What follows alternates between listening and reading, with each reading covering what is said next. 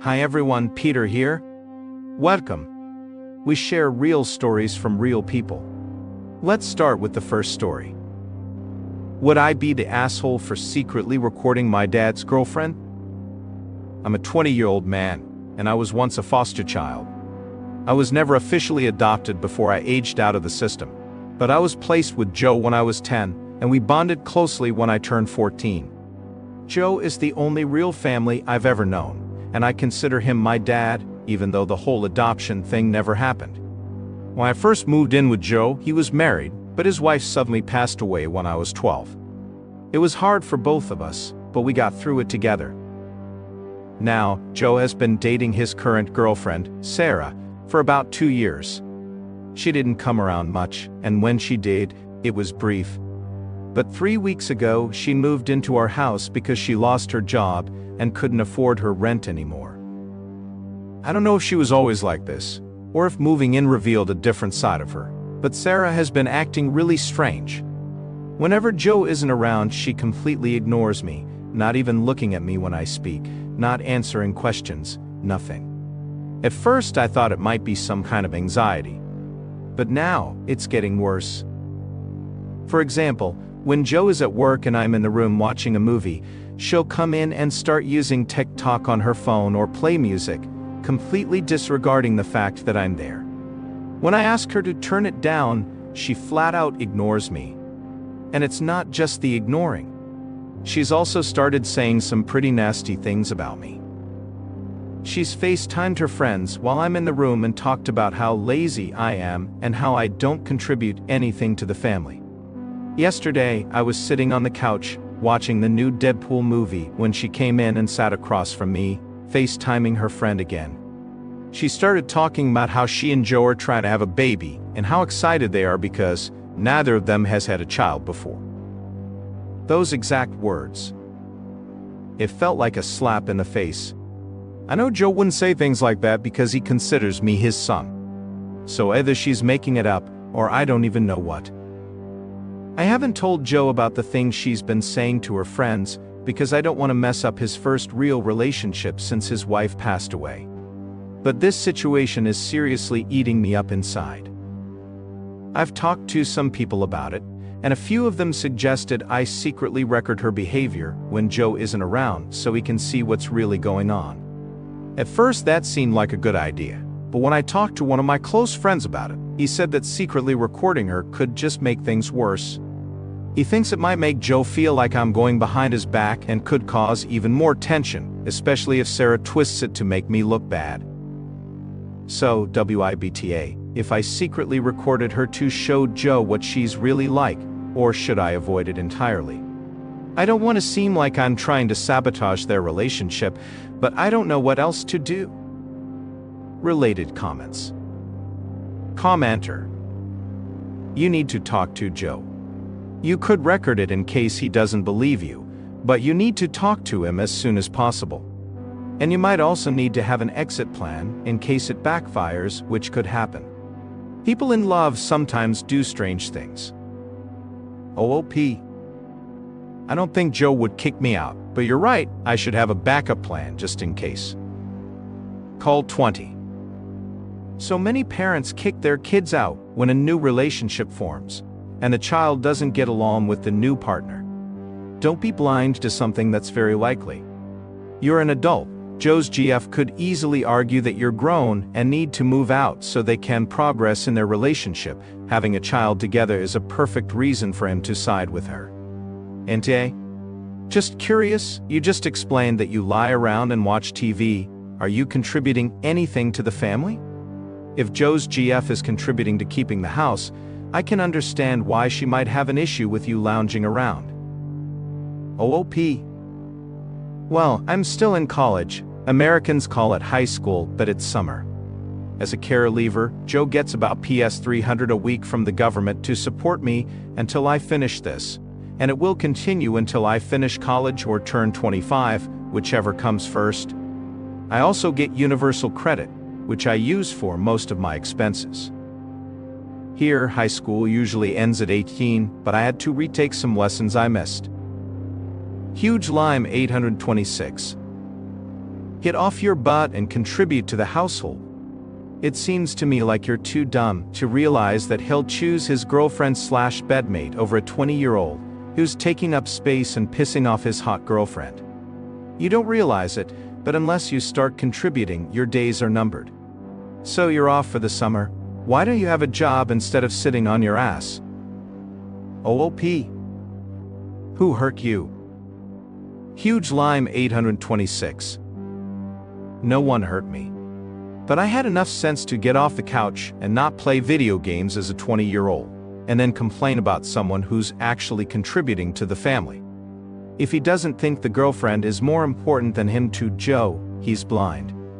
Just wait until she has a kid. He needs to wake up, get off the couch, and contribute to the household. 20 is not the time to be sitting on the couch playing games. Automatic Mirror 825. It's time to fly out of the nest, get a job, and or go to college. Build your own life.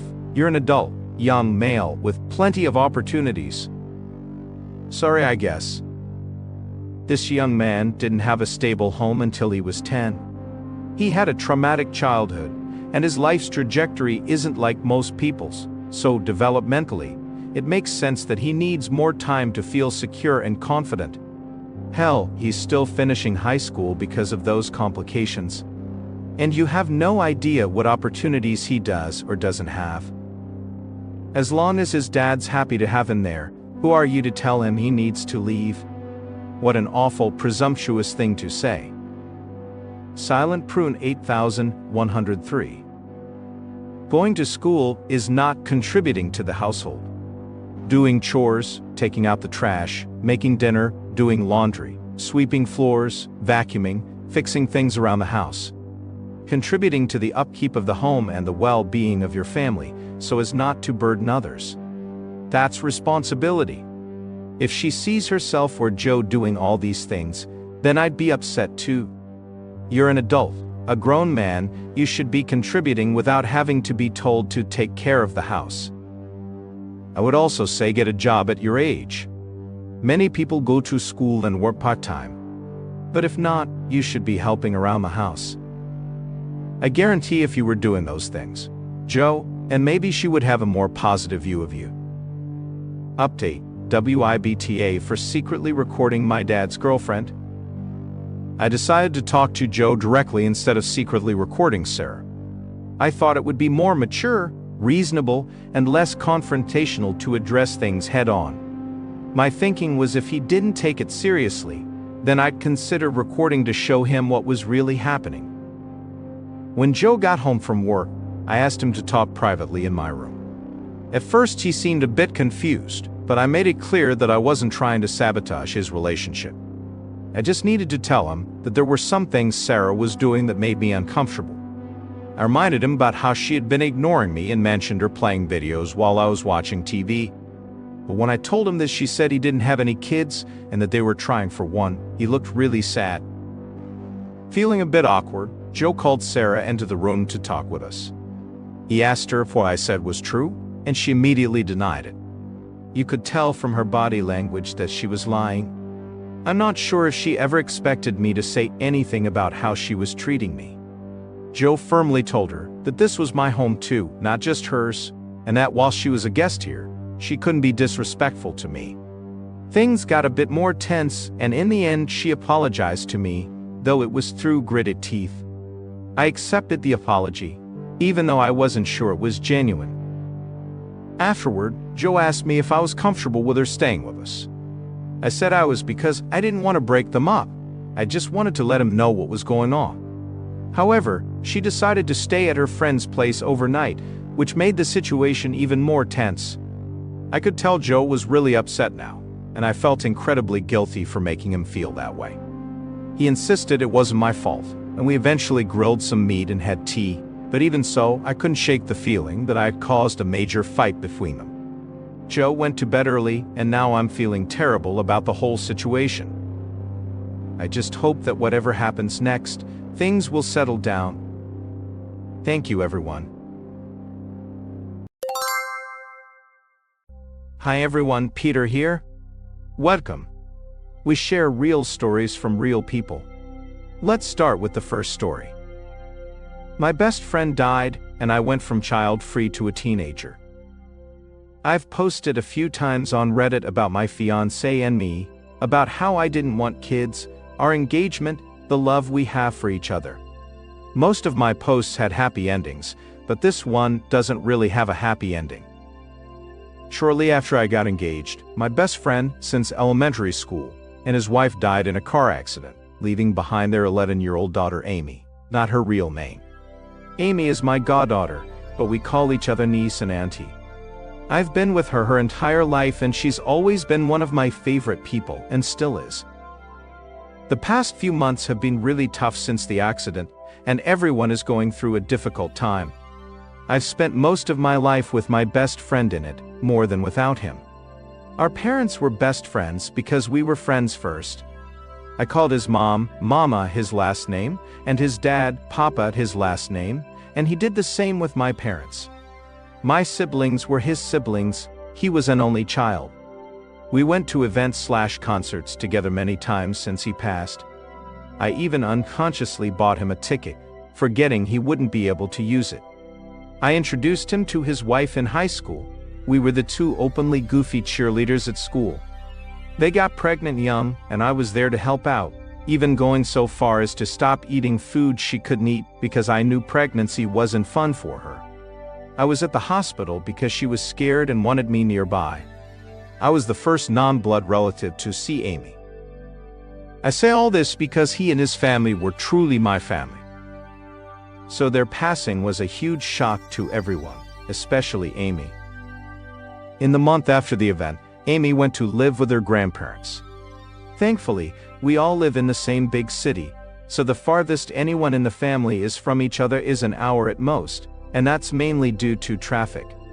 However, the issue is her grandparents are much older, 70s, than my parents, 50s, so while they adore her, they're at a point in their lives where they need help themselves. Plus, they just lost their only son and daughter-in-law. Amy's mother's parents live out of state, and they didn't think it was right to move her away from everyone she knows. Her grandparents generally didn't think it was best for Amy to stay with them and told my parents, who then mentioned it to me.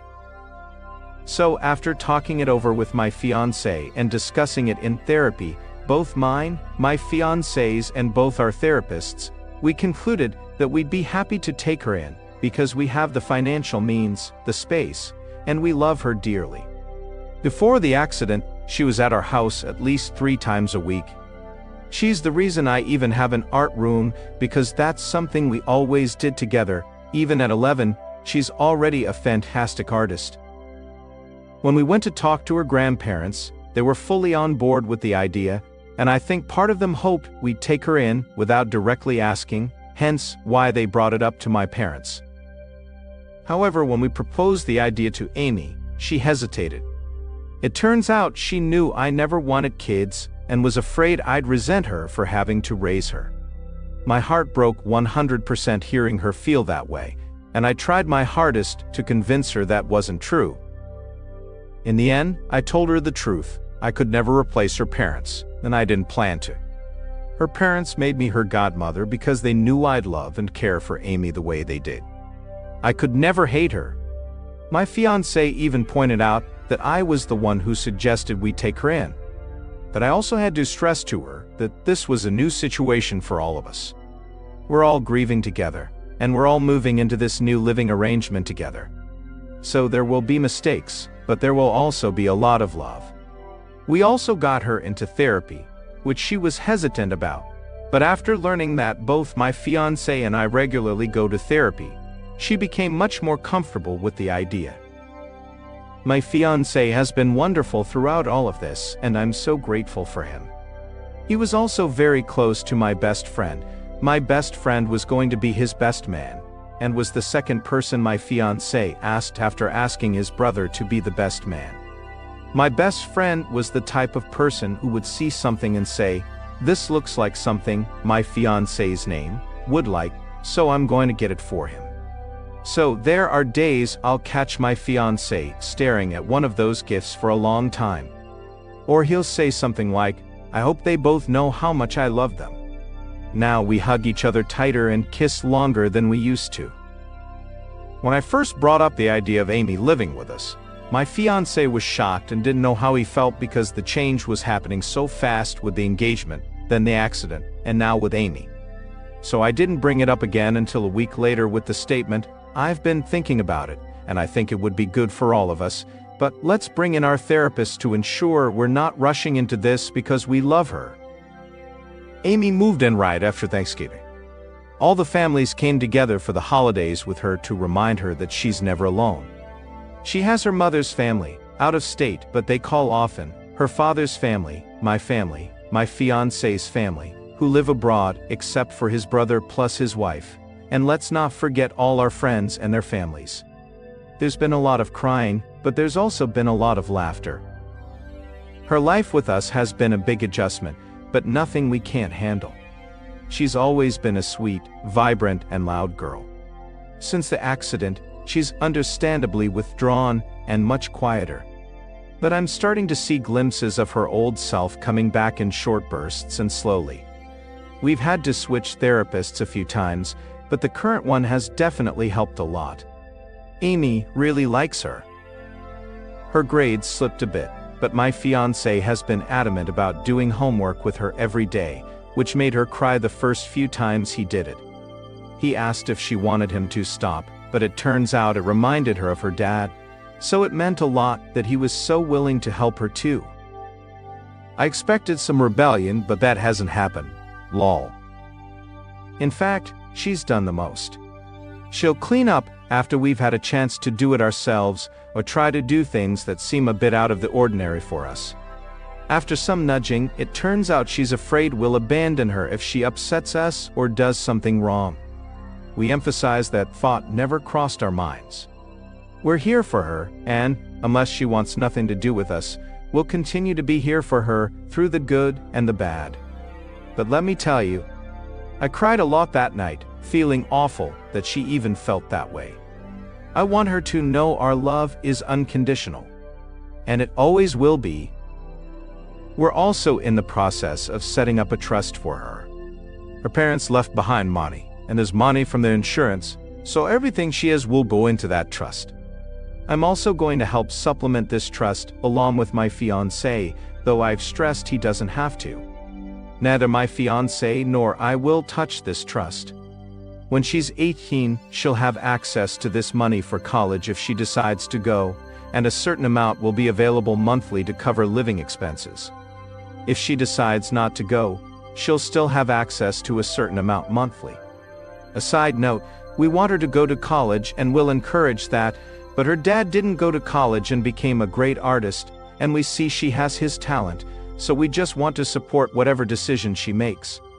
When she turns 21, she'll have full access to the trust to do with as she wishes, but we'll do our best to make sure she's responsible with it when the time comes. Ultimately, she'll be an adult, and we have to trust that she'll be responsible when she has the money. I also want to say that we didn't come to this decision on our own. We consulted with all 4 grandparents, and this is what we all think is the best approach, with help from a lawyer. When Amy is a bit older, we'll discuss this with her, but right now, she's still too young and dealing with too much. There are nights when I sleep with her in her bed, with my fiancé on the floor next to the bed, because she cries herself to sleep and feels so lonely. I don't know if that feeling will go away anytime soon. I think about how I'm in my 30s, and I still can't imagine not having my parents around. So I really can't know what she's feeling. The best I can hope for is that I can lessen the pain, even just a little. Amy's mom was going to be my maid of honor, and I was planning on having Amy be my flower girl, but I think I'm going to ask Amy if she wants to be my maid of honor. Amy looks so much like her parents, and I see so much of their personalities in her. Part of me feels that having her there with me will make me feel like her parents are there with me too. And I never imagined getting married without one of them by my side. All plans stopped when the accident happened, and even now, typing this out makes me cry that they won't physically be there. But that's also a lot of pressure on Amy. I don't want to tell her all that. I just really want to give her the choice to be my maid of honor if she wants to, and if she doesn't want to, that's okay too, because she'll still be a part of my wedding. I'm not even going to bring it up for a while, because I'm not planning the wedding right now. There's no real reason why I'm posting this. I've tried to write out what's happened a few times, but every time I end up rewriting or deleting it. I think I just wanted to vent or just wanted to feel better. Maybe to confirm that we're doing the right thing and not bothering Amy. I guess it's one step at a time. TLDR, my best friend and his wife died in an accident. My fiancé and I offered to adopt their 11-year-old daughter. There's still a lot of grief, but we're working together to heal. We just want what's best for her. Edit. I'm really overwhelmed by all the comments. I've tried to respond to everyone, but now I'm falling behind because there are so many lol. If I didn't reply to your comment, please know that I really appreciate your support / love / kind words. I wish I could hug each and every one of you. I didn't know what I was looking for in posting this, but I feel incredibly grateful I did because you've all shown me so much love and support. I'm just a crying mess right now, but know that these are definitely happy tears because I now feel like I'm doing the right thing for Amy. Thank you so much for your kind words and advice.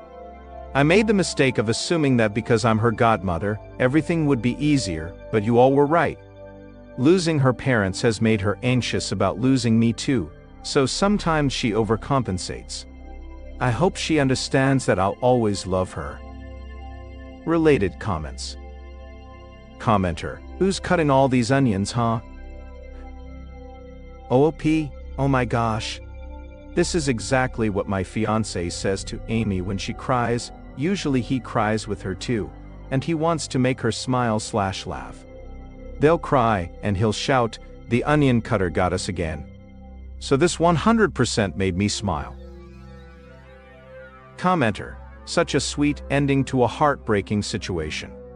But I would revisit the trust terms. I'd consult with a lawyer and put some stipulations in place, even if she goes to college, to handle it gradually, and if she doesn't go, I wouldn't give her a lump sum at 21. OP. We're still sorting out the trust with a lawyer and financial / tax planner. But because it's her money, all we can do is guide and advise her on how to use it. Her parents didn't have a will because I'm sure they didn't think they needed one.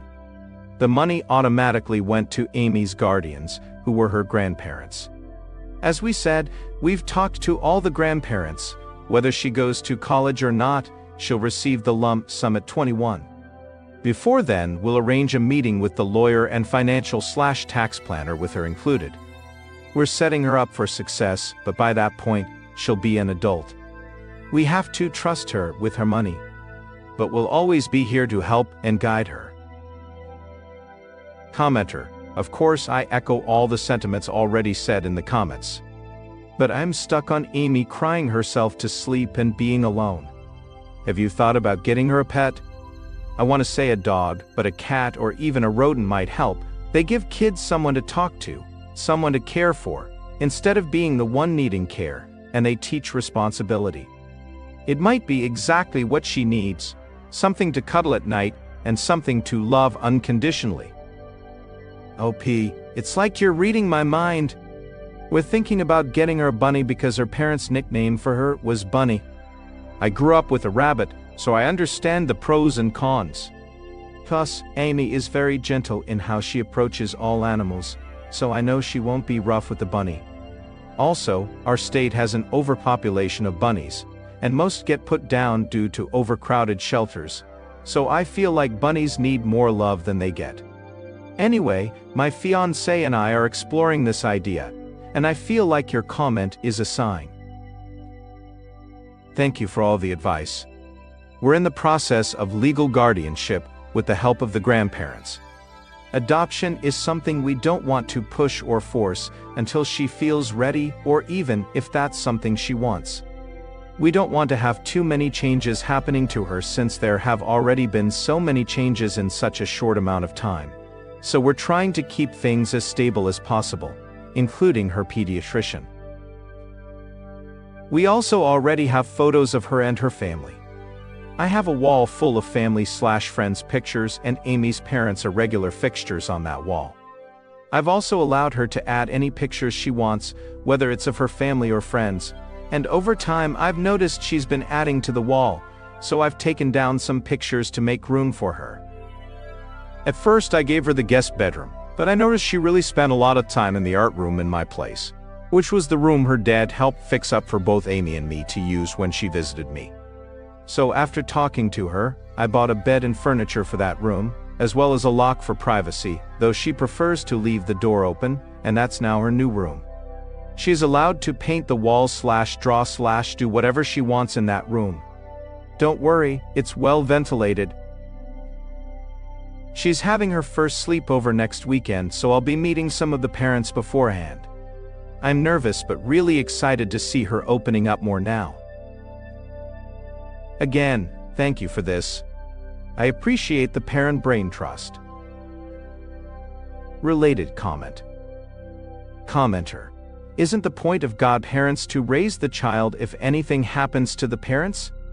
Or is that just a label people like to use? I honestly thought you were a lesbian couple because of how you spelled it as fiancé. That's a female fiancé. For a man, it's just one E. Fiancé. OP. Godparents, which is a religious thing, and not a legal thing, rarely become the legal guardians after something happens to the parents unless they're blood relatives, like an aunt or uncle. Godparents are there to mentor and help in raising the child. My best friend grew up Catholic but stopped practicing. However, he called me Amy's godmother because he trusted me, and I've been there for her since she was born. Legally, the guardianship went to his parents. Now, we're in the process of transferring guardianship to me. Oh, I didn't realize because I've seen both spellings used interchangeably. You learn something new every day. Host update, 5 months later. It's been a while, and people are still reaching out to check in, which I really appreciate, so maybe an update is needed. It won't be that exciting, haha. Here's where we all are right now. Side note, I'm not sure if I've named my fiancé in previous posts, but I'll call him David from now on.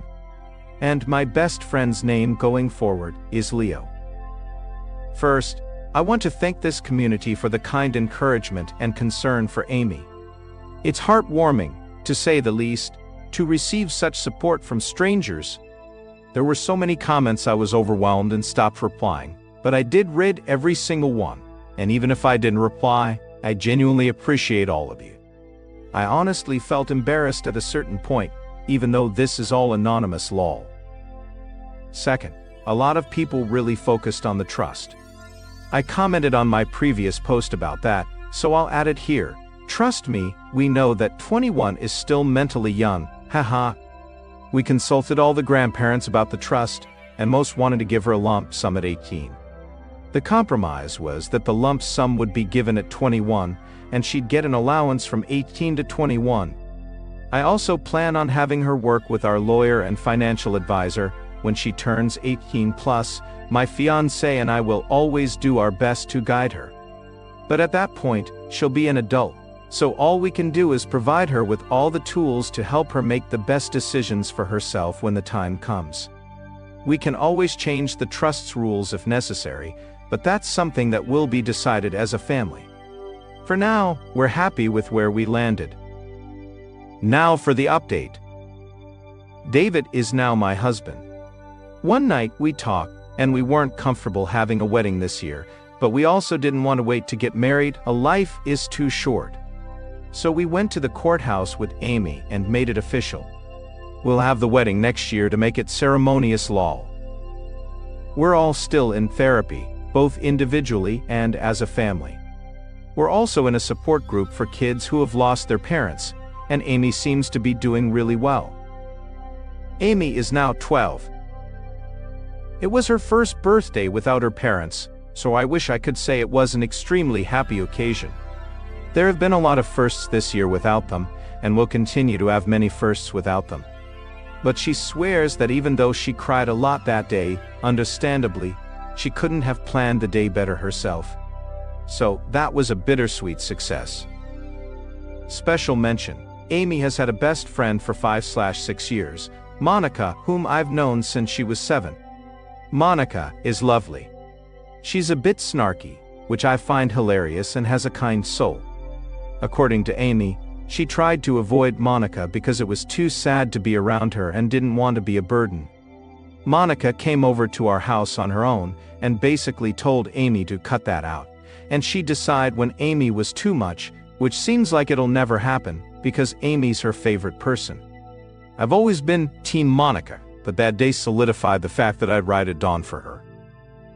We finally got Amy 2 bunnies. Why bunnies, you ask? Well, her parents' nickname for her was Bunny, and we planned on getting some sort of animal companion, so we went with bunnies. Plus, our state has an overpopulation of bunnies, and most get put down due to overcrowding, so they need all the love they can get. Why 2? Bunnies are social creatures and happiest when they have another bunny companion. Amy is obsessed with paint and chalk, haha. After being shown the ropes and doing her own research, she's completely taken over their care, though we've offered many times. She even set aside a space in the fridge labeled dumplings for the fresh greens she cuts up each morning to feed them. She's decorated an area in her room for them since they stay in her room at night, but they're allowed to roam the house during the day after we spend a whole day bunny-proofing the place. Amy is so happy with them. And Paint even sleeps on her bed with her, sometimes Chalk does too. That also means we're no longer sleeping in her room, and only a few times has she crawled into bed with us, alike on Mother's Day and Father's Day. We're going on a trip to Europe/Asia next week. David and I love traveling, but I really start getting antsy if I haven't traveled in a while. David jokes that I always need my fix, lol. It's a 3-week trip starting in Poland to spend time with David's family for a week, and then heading to Asia from there. The plan was for Amy to be with us for the full 3 weeks, but she actually declined, and we were very confused about that. She just wants to go to Poland for the first week to meet David's family. Side note, his family adores her and has planned a "you're stuck with us forever" party for her. Whenever we asked about the rest of the trip, she'd say she didn't want to go and that we should go without her. If she doesn't want to do something, we understand and don't want to push her. It was just difficult to understand why. Does she not like traveling? No, she loves it. Is she scared? No, she loves flying and thinks it's awesome to explore new places. Is the time away from home too much? No, she's totally cool with long trips. So why doesn't she want to go? She just doesn't. In family therapy, the trip came up. Finally, the reason she didn't want to join us for the rest of the trip came out. She feels like David and I are prioritizing her too much and taking her feelings into account more than we should. She feels like we're not prioritizing our relationship or even our other friends/family. She feels like she's getting in the way of us doing things because we're always thinking of her first. I want to clarify this.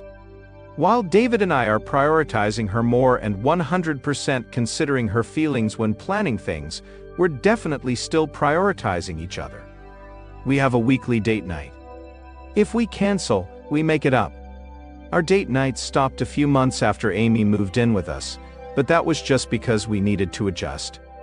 She has a sleepover at Monica's house weekly, and that's usually when we have our date night, and we also do this with Monica's mom every week. We also go to the gym together every morning. I'm not a morning person, but I support David, and we communicate throughout the day. But she made a very good point about our friends and other family members. It's difficult balancing a child in the mix, and we've been slightly neglecting that. Sure, our closest friends/family often come to our house and don't mind being around Amy, but there are events we've missed due to prioritizing Amy. I'm not saying we made the wrong choices, but she emphasized that we need to start nurturing our other relationships now so she feels more secure with us. Amy truly is the most amazing kid. It hasn't even been a year, and she's grown so much. I wish she didn't have to grow up as fast as she has, and I hope we can preserve some of her childhood, but I know her parents would be so proud of her. I'm so proud of her. We always tell her, but I don't think she really understands just how proud all of us are of her. At every turn, haha, we still emphasize that we'd love for her to come with us, but she insists that we should take that time for ourselves. So we decided to go ahead with the trip. My parents will join us for the first week in Poland, and they'll fly back home with Amy, with her hovering between all the grandparents while David and I travel. We'll video call her every day to check in. We've made more of an effort with our friends and family. Amy has also had more nights with all her grandparents, whom she loves dearly because I'm really lucky to have 4 grandmas and 4 grandpas. David is definitely killing it as a parent too. He's been more hands-on with Amy's schooling. He's the one in charge of pickups and drop-offs with teachers/school. I do the driving. He has contact info and has built better relationships with the other parents of all the kids in her class, plus all her friends' parents. He's joking about joining the school's version of the PTA, but I don't think he's joking, haha. He's definitely the more extroverted of the two of us, so it's no surprise. I could go on for pages about how David is the most amazing person, but I feel like this update is too long, haha. I don't know how I would have done this without his love and support. While neither of us is perfect, we're perfect for each other. To me, it's crazy that I can still love him more every day. Like, how is it even possible to love someone this much? Is that even healthy? I think I'm okay. Just like Amy is dealing with a lot of firsts without her parents, so am I at first. I didn't think it was fair to grieve since Amy's circumstances were completely different from mine. But my therapist had to remind me not to compare my grief to hers because it's totally different. Sometimes I imagine what my conversation with Leo would be like if I told him I was adopting this 11/12-year-old girl because her parents were my best friends. He always understood why I didn't want kids, and he was very supportive of that when others brushed off my feelings. I wonder if he'd advise me against it, or encourage me to go for it. He'd 100% be part of my support village, whether he agreed with my decision or not. I just wish I knew what his thoughts on this whole mess would be. I miss them both so much. But I'm also really lucky to have David and Amy. I don't know who said it, but whoever did said it best. If you want the rainbow, you gotta put up with the rain. TLDR, as I said, a boring update where I ramble about random things that have happened and let everyone know we're okay. Just taking it one step at a time. Maybe I'll update occasionally for those interested. We really appreciate all the support and love.